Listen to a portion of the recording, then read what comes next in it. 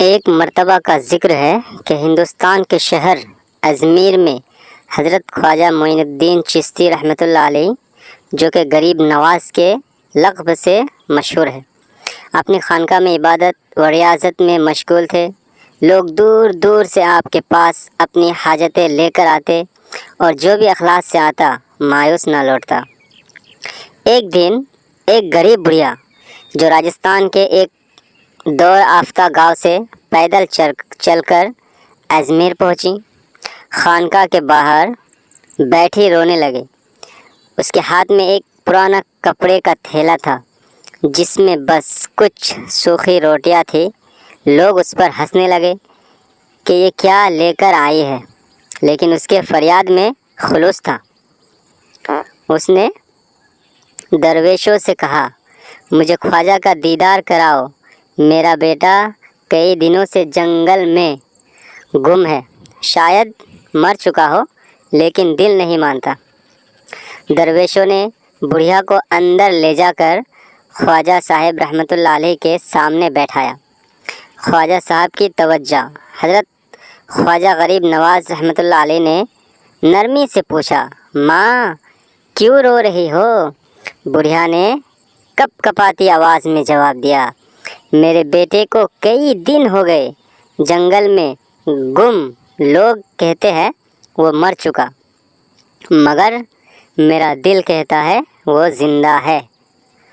آپ اللہ کے ولی ہیں، میرے بیٹے کو واپس لا دیں۔ حضرت نے آنکھیں بند کر کے دل میں دعا کی اور کہا، اللہ چاہے گا تو تیرا بیٹا زندہ سلامت لوٹ آئے گا۔ تم خانقاہ کے حجرے میں 2 رکعت نفل ادا کرو اور اللہ سے مانگو۔ اس لمحے کئی میل دور جنگل میں ایک شیر کے قریب ہے بے ہوش نوجوان آنکھ کھولتا ہے۔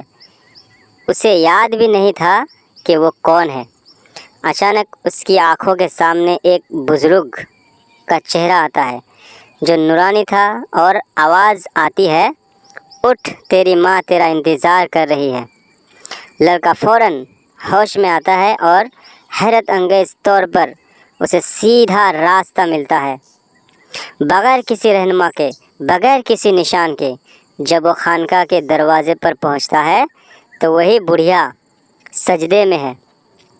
ماں کی آنکھیں آنسو سے بھر جاتی ہے اور وہ چلا اٹھتی ہے، یہ میری کرامت نہیں، خواجہ کے اللہ والے ہونے کی کرامت ہے۔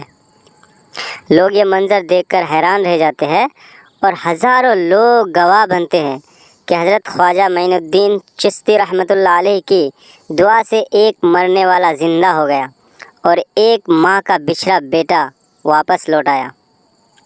خواجہ غریب نواز جیسے اولیاء اللہ صرف عبادت گزار نہیں بلکہ وہ اللہ کے اذن سے غیب کی مدد کا ذریعہ بھی بنتے ہیں۔ ان کا دل غریبوں کا درد محسوس کرتا ہے اور وہ اللہ کے قریب ہوتے ہیں۔